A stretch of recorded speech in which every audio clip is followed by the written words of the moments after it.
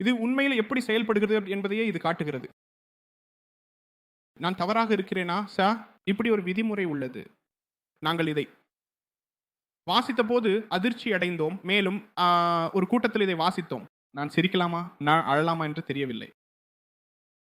உண்மையிலேயே நான் ஜனஸ் முகம் கொண்டிருந்தால் என் முகத்தின் பாதி சிரிக்கும், மற்ற பாதி அழும். முக்கியமானது என்னவென்றால், இப்படிப்பட்ட நிகழ்வுகள் பல சட்டங்களில் அதிகமாக உள்ளன.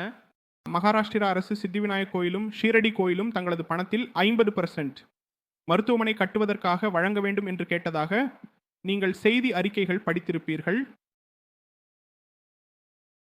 நல்ல நோக்கங்கள் இந்த நரக பாதையில் கலந்துள்ளன. மருத்துவமனை கட்டுவதற்காக பணத்தை பயன்படுத்துவது தவறு அல்ல. இதுக்காக நீங்கள் பாராட்டு வழங்குவீங்களா? அது ஒருபோதும் கிடைக்கப் போவதில்லை. இந்து நிறுவனங்களும் இந்து அரசுகளும் சொல்லப்போனால் ஊழலின் கழிவு நீர் குழாய்கள் என்று நாம் நிலைநாட்டும் படிமம்.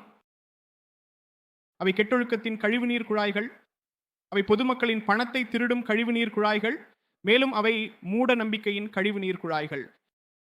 இந்த படிமம் தொடர்ந்து நிலைநாட்டப்பட்டு கொண்டே இருக்கும்போது இந்துக்கள் தங்களது ஒவ்வொரு நிறுவனமும் தொடர்ந்து அரசால் கைப்பற்றப்பட்ட போதும் அமைதியாகவும் சகிப்பாகவும் இருந்தது என்ற உண்மைக்கு நீங்கள் ஒருபோதும் பாராட்டு வழங்க மாட்டீர்கள்.